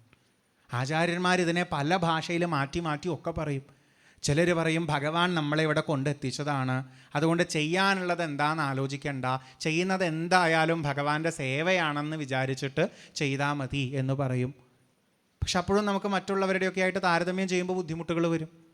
വേറെ ചിലർ വന്നിട്ട് എന്താ പറയുക, ഭഗവാന്റെ സേവ അല്ലെങ്കിൽ അങ്ങനത്തെ ഭാഷകളൊന്നും ഉപയോഗിക്കില്ല. പകരം അവർ പറയുന്നു, ഈ ജീവിതത്തിന് ചില കണക്കുകളുണ്ട്, ഇതിന് പിന്നിലുള്ള ചില കർമ്മഫലങ്ങളും കാര്യങ്ങളും ഒക്കെ ഉണ്ട്, അതിനെ ശ്രദ്ധിച്ച് മനസ്സിലാക്കി കഴിഞ്ഞാൽ നിങ്ങൾക്ക് ഇവിടെയുള്ള പരാതികളും പരിഭവങ്ങളും ഒന്നും ഉണ്ടാവില്ല എന്ന് പറയും. എന്തായാലും ഉദ്ദേശിക്കുന്നത് ഇതിന് പിന്നിലുള്ള കണക്കുകളിലേക്ക് നമുക്കൊരു ശ്രദ്ധയുണ്ടാവണം എന്നുള്ളതാണ്. ആ ശ്രദ്ധ ഇല്ലെങ്കിൽ ജീവിതം കഷ്ടമായിരിക്കും എന്നുള്ളതാണ്. നമ്മുടെയൊക്കെ ജീവിതത്തെ പറ്റിയിട്ട് ചെറിയൊരു ചിത്രമൊക്കെ അവിടെ തരത്തിൽ സൂചിപ്പിച്ചിരിക്കുന്നത് കാണാം. പകൽ മുഴുവൻ ഓരോന്നിനു വേണ്ടി ശ്രമിച്ച് നടക്കാതെ തൃപ്തിയില്ലാണ്ട് ഉറങ്ങാൻ കിടക്കുമ്പോൾ പോലും എങ്ങനെയെങ്കിലും ഇതൊക്കെ നേരെയാക്കാൻ പറ്റുമോ, നാളെയെങ്കിലും എന്ന് ആലോചിച്ച് അപ്പോഴും സമാധാനം ഇല്ലാണ്ട് എന്തൊക്കെയോ മനസ്സ് നെട്ടോട്ടം ഇടുന്നതിനിടയ്ക്ക് എങ്ങാനും ഒന്ന് കണ്ണടച്ചാൽ ആയി എന്ന നിലയ്ക്ക് ഉറങ്ങി, അതിനിടയിലും ദുസ്വപ്നങ്ങൾ കണ്ട് ഉണർന്ന് അലഞ്ഞു തിരിയുന്ന ആത്മാക്കളെ പോലെ ജീവിക്കുന്ന ഒരവസ്ഥ. എളുപ്പമല്ലല്ലോ അങ്ങനെയുള്ളവരുടെ ജീവിതം എന്ന് ബ്രഹ്മാവ് പറയണതായിട്ടാണ് ഭാഗവതത്തിൽ ഈ ഭാഗം സൂചിപ്പിക്കണത്. എങ്ങനെയാണ് നേരെയാവുക? നേരത്തെ പറഞ്ഞു, ആധാരമായ ഈശ്വരനിലേക്ക് ശ്രദ്ധ വച്ചാലേ ഈ ജീവിതം അപകടമാവാതെ ഇരിക്കുന്നുള്ളൂ എന്ന്. അവിടെ ബ്രഹ്മാവ് തന്നെ സൂചിപ്പിക്കുന്ന ഒരു രംഗം, അതൊന്ന് കാണിക്കാൻ വേണ്ടിയിട്ടാണ് ഈ ഭാഗം പ്രധാനമായിട്ടൊന്നും ഇങ്ങോട്ട് എടുത്തു കൊടുക്കുന്നത്. ബ്രഹ്മാവ് താനിരിക്കുന്ന താമരപ്പൂവിൽ നോക്കി ആ താമരപ്പൂവിരിക്കുന്ന ഭഗവൻ നാഭി കണ്ട ഭഗവാന്റെ അടുത്ത് പ്രാർത്ഥിക്കുകയാണ്, ഭഗവാനെ, ഞാൻ എന്തിനാണോ ഇവിടെ വന്നത്, ഞാൻ എന്താണോ ചെയ്യേണ്ടത്, അതൊന്ന് എനിക്ക് വേണ്ടതുപോലെ തോന്നിപ്പിച്ചു തരണം എന്നാണ്. എത്ര മനോഹരമായിട്ടുള്ള പ്രാർത്ഥനയാണെന്നറിയോ. സോസാവതഭ്രകരുണോ ഭഗവാൻ വിവൃദ്ധ പ്രേമസ്മിതേന നയനാംബുരുഹം വിജൃംഭൻ ഉത്ഥായ വിശ്വവിജയായ ച നോ വിഷാദം മാധ്വിയാഗിരാപനയതാൽ പുരുഷപുരാണ എന്ന് കാണാം. നമ്മൾ നേരത്തെ പറഞ്ഞില്ലേ, നിവൃത്തിപരമായിട്ട് നമ്മൾ ജീവിക്കാൻ ശ്രമിക്കുകയാണെങ്കിൽ വാസുദേവൻ്റെ അനുകമ്പയുണ്ടാവും. ആ വാസുദേവ അനുകമ്പയോടുകൂടി ഭഗവത് ഭക്തിയോഗം നമ്മുടെ ഉള്ളിൽ നിറയും. ഈ മൂടലൊക്കെ പോവും, ജീവിതം ക്ലിയർ ആവും, നന്നായി ജീവിക്കാൻ പറ്റും, സന്തോഷവും സംതൃപ്തിയും ജീവിതത്തിൽ അനുഭവിക്കാൻ പറ്റും എന്നുള്ളത്.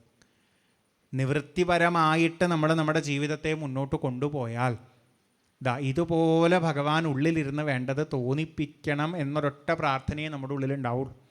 ഇവിടെയൊക്കെ ഞാൻ വിചാരിച്ചതുപോലെ നടക്കണം എന്നുള്ളതിനപ്പുറം ഞാൻ എന്ത് ചെയ്യണം എന്നുള്ളത് എനിക്ക് ആധാരമായ ശക്തി ഒന്ന് തോന്നിപ്പിച്ചു തരണേ എന്നുള്ള പ്രാർത്ഥനയേ ഉണ്ടാവുള്ളൂ. കുറച്ച് ആലങ്കാരികമായിട്ട് അത് പറയണതല്ല. ബ്രഹ്മാവ് പറയണത് എന്താണെന്നറിയോ? ഭഗവാനെ ഒന്ന് ഞങ്ങളെ കണ്ണ് തുറന്ന് നോക്കണേ എന്നാണ്. ഒന്ന് ഞങ്ങളിലേക്ക് ആ ദൃഷ്ടി പതിപ്പിച്ചുകൊണ്ട് ഒന്ന് ഇങ്ങോട്ട് നോക്കിക്കൊണ്ട് ഒന്ന് ചിരിക്കണേ എന്നാണ്. അങ്ങനെ ഒന്ന് ചിരിച്ചിട്ട് എന്താണോ ഞാൻ ചെയ്യേണ്ടത് അതൊന്ന് പറഞ്ഞു തരണേ. ഇത്ര ഭംഗിയായിട്ടാണ് നോക്കും. നമ്മളൊക്കെ പലപ്പോഴും പ്രാർത്ഥനകളിൽ ഉൾപ്പെടുത്താവുന്ന വാക്കുകൾ തന്നെയാണ് നല്ലത് തോന്നിക്കണേ, വേണ്ടത് തോന്നിപ്പിക്കണേ എന്നൊക്കെ. അതിനെ ഒന്ന് ഭംഗിയായിട്ട് പറഞ്ഞിരിക്കുക. ഭഗവാൻ പറഞ്ഞ മറുപടിയാണ് അതിലേറെ രസം. എന്താണ്? മാ വേദഗർഭഗാസ്തന്ത്രീം സർഗ ഉദ്യമമാവഹ തന്മയ ആപാദിതം ഹ്യഗ്രേ യൻ മാം പ്രാർത്ഥയതേ ഭവാൻ. ഒട്ടും ടെൻഷൻ അടിക്കണ്ട കേട്ടോ എന്ന് പറയണു. ചെയ്യാനുള്ള കാര്യങ്ങളിലേക്ക് ധൈര്യപൂർവ്വം ഇറങ്ങിക്കോളൂ എന്ന് പറയണു. എന്താണോ വേണമെന്ന് പറഞ്ഞ് എന്നോടിപ്പോൾ പ്രാർത്ഥിച്ചത് ഞാനത് ഓൾറെഡി തന്നിട്ടുണ്ട് എന്ന് പറയണു. അതായത് ജീവിക്കാൻ വേണ്ടത് തോന്നിപ്പിക്കണേ എന്ന് പ്രാർത്ഥിച്ചു. വേണ്ടത് ആദ്യമേ തോന്നാനുള്ള വഴി അങ്ങയിൽ വെച്ച് തന്നിട്ടുണ്ട് എന്നാണ് ആര് പറയണത്? ഭഗവാൻ പറയണത്. എന്നും ഒന്ന് ഉപാസിച്ചു പോയാൽ മാത്രം മതി എന്ന് സൂചിപ്പിക്കണതും കാണാം. എന്നും എന്നുള്ളിൽ ഈ ജീവിത രഹസ്യം ഞാനിവിടെ എന്ത് ചെയ്യണം എന്നുള്ളതിൻ്റെ ഉത്തരങ്ങളും തന്നുകൊണ്ടിരിക്കുന്നുണ്ട്. എൻ്റേതായ രീതിയിൽ ഞാൻ അതുമായിട്ട് എപ്പോഴും ഒരു കണക്ഷൻ ഉണ്ടാക്കി വെച്ച് കഴിഞ്ഞാൽ മുന്നോട്ട് പോകാൻ ഒരു ബുദ്ധിമുട്ടും ഉണ്ടാവില്ല എന്നുള്ളത്. ബ്രഹ്മാവ് തൻ്റെ ഡ്യൂട്ടിയിലേക്ക് കടക്കുന്നതിന് മുമ്പ് പ്രാർത്ഥിച്ചതാണ്. പിന്നീട് അങ്ങോട്ട് മൂപ്പർക്ക് തൻ്റെ ഡ്യൂട്ടി ചെയ്യാൻ ഒരു കുഴപ്പം ഉണ്ടായില്ല എന്നാണ് പറയണത്. ഇനി ആ സൃഷ്ടി ഭാഗങ്ങളാണ് നമ്മൾ കേൾക്കുകയും ചെയ്യാം. ഇപ്പം നമുക്കും നമ്മുടെ ഡ്യൂട്ടിയിലേക്ക് കടക്കുന്നതിന് മുമ്പ് ഇങ്ങനൊരു പ്രാർത്ഥന വയ്ക്കാൻ പറ്റിക്കഴിഞ്ഞാൽ ഒരു ബുദ്ധിമുട്ടും ഉണ്ടാവില്ല. നമുക്ക് ഡ്യൂട്ടി എപ്പോഴാണ് തുടങ്ങുന്നത്? എപ്പോഴും ഉണ്ട്. എളുപ്പത്തിന് പറയാൻ പറ്റണതാണ് രാവിലെകളിൽ തുടങ്ങുന്നു, രാത്രിയിൽ നമ്മൾ ഡ്യൂട്ടി ഓഫ് ചെയ്ത് വെച്ചിട്ട് കുറച്ച് നേരം റെസ്റ്റ് എടുക്കണമെന്നുള്ളത്. എന്നും രാവിലെ ഒന്ന് ഇത്തരത്തിൽ പ്രാർത്ഥിക്കാൻ പറ്റുകയാണെങ്കിൽ ജീവിതത്തിലേക്ക് കടക്കുമ്പോൾ കുട്ടിക്കാലത്ത് ഈ ജീവിതത്തിൻ്റെ തുടക്കത്തിൽ തന്നെ ഇങ്ങനെയൊന്ന് പ്രാർത്ഥിക്കാൻ പറ്റുകയാണെങ്കിൽ അത് സെറ്റായി എന്നുള്ളതാണ്. മറ്റ് പ്രാർത്ഥനകളൊന്നും വേണ്ടാന്നേ. അത് കിട്ടണം, ഇത് കിട്ടണം, അങ്ങനെയാക്കി തീർക്കണം ജീവിക്കണം, ഇങ്ങനെയാക്കി തീർക്കണം ജീവിതം എന്നുള്ള പ്രാർത്ഥനകളൊന്നും വേണ്ട. പകരം ഈ ജീവിതത്തിൽ എൻ്റെ ഈ വേഷത്തിലിരുന്ന് ഞാൻ എങ്ങനെ എന്ത് ചെയ്തു പോകണം എന്നുള്ളതൊന്ന് വേണ്ടതുപോലെ തോന്നിപ്പിക്കണേ ഭഗവാനേ എന്നൊരു പ്രാർത്ഥന മാത്രമേ വേണ്ടൂ. അപ്പോൾ ഓരോ നിമിഷവും ചെയ്യണത് മുഴുവൻ കൃത്യമായിട്ട് ചെയ്യാൻ പറ്റും. ചെയ്തതിലൊന്നും വല്ലാണ്ട് നമ്മളിങ്ങനെ ഒട്ടിപ്പിടിച്ചിട്ടുള്ള പ്രശ്നങ്ങൾ ഉണ്ടാവില്ല. ഒരു തൃപ്തിയോട് കൂടിയിട്ട് വൈകുന്നേരം ആകുമ്പോൾ ഉറങ്ങാനും പറ്റും. ഭാരമാണെന്ന് തോന്നാണ്ടേ, ജീവിതം തള്ളി നീക്കാണ്ടേ അത്യാവശ്യം സുഖമായിട്ട് ഈ ജീവിതം കൊണ്ട് നടക്കാൻ പറ്റും. അത്രേ വേണ്ടൂ. തുടങ്ങിയത് എവിടെ നിന്നായിരുന്നു? സുഖമില്ലാണ്ടേ ആവണുണ്ടല്ലോ സുഖം വേണമെന്ന് വിചാരിച്ചിട്ടും എന്നാണ്. സുഖം വേണമെന്ന് വിചാരിച്ചിട്ടും സുഖം ഇല്ലാണ്ടേ ആവണത് എന്തുകൊണ്ടാണ് ചോദിച്ചാൽ, നമ്മൾ നമ്മുടെ വാശിക്കനുസരിച്ച് എല്ലാം നടക്കണമെന്ന് വിചാരിച്ചുകൊണ്ടാണ് ജീവിതം സുഖമാവണമെന്ന് കരുതുന്നത്. അതുണ്ടാവില്ല. ഈ കാണുന്ന ജീവിത സമ്പ്രദായം അല്ലെങ്കിൽ ഈ ഒരു പ്രപഞ്ചം, ഇതിനാധാരമായ ശക്തി എന്താണോ ആ ശക്തിയുടെ സങ്കല്പം അനുസരിച്ചാണ് എല്ലാം നടക്കുന്നത് എന്ന് തിരിച്ചറിയണം. ആ ശക്തിയോട് എന്നും ചേർന്ന് നിന്നുകൊണ്ട് ജീവിതത്തിൽ മുന്നോട്ട് പോകാൻ ശ്രമിക്കണം. അങ്ങനെ ആയാൽ സന്തോഷമായിരിക്കും, സംതൃപ്തി ഉണ്ടാവും. വിതുരൻ്റെ കുഴപ്പത്തെ പറയുന്ന വാചകവും അതിനുള്ള കാരണം പറയുന്ന വാചകവും അതിനുള്ള പോംവഴി പറഞ്ഞു തരുന്ന വാചകവും പറഞ്ഞാണ് നമ്മൾ തുടങ്ങിയത്. ആ പോംവഴികളുടെ ഏകദേശം ഒരു രംഗമാണ് നമ്മളിപ്പോൾ പറഞ്ഞ് ഇവിടെ അവസാനിപ്പിക്കുന്നത്. ഒരൊറ്റ വാചകത്തിൽ പറയുകയാണെന്ന് വെച്ചാൽ ജീവിതം സുഖമാവണച്ചാൽ എൻ്റെ വാശിക്കനുസരിച്ച് ജീവിതം നേരെയാവും എന്നുള്ള തോന്നൽ ആദ്യം മാറ്റി വയ്ക്കുക. ജീവിതം എന്താണെന്ന് അറിഞ്ഞിട്ട് അതിനെ മനസ്സിലാക്കി പോവാൻ ശ്രമിച്ചാൽ ഈ ജീവിതത്തിൽ നമുക്ക് സംതൃപ്തിയും സമാധാനവും ഉണ്ടാവും. ഈ ജീവിതം എന്താണെന്ന് തെളിഞ്ഞ് മനസ്സിലാക്കാൻ ഇതിനാധാരമായി കാണുന്ന ഈശ്വരനോട് എന്നും ആ ഒരു ശ്രദ്ധ വെച്ച് മുന്നോട്ട് പോവാൻ നമുക്ക് തോന്നട്ടെ എന്ന് മാത്രം പ്രാർത്ഥിക്കുന്നു. ആ രീതിയിൽ എല്ലാവർക്കും ഇനി അങ്ങോട്ട് ഈ സത്സംഗവും ഇതുപോലെയുള്ള മറ്റ് സത്സംഗങ്ങളും ഇതിലേക്ക് തന്നെയുള്ള ഒരു വഴി കൂടുതൽ കൂടുതൽ നേരെയാക്കി തരട്ടെ എന്ന് മാത്രം പ്രാർത്ഥിച്ചിട്ട് തൽക്കാലം ഈ വാക്കുകൾ ഇവിടെ സമർപ്പിക്കുന്നു. സർവത്ര ഗോവിന്ദനാമ സങ്കീർത്തനം. ഗോവിന്ദ ഗോവിന്ദ.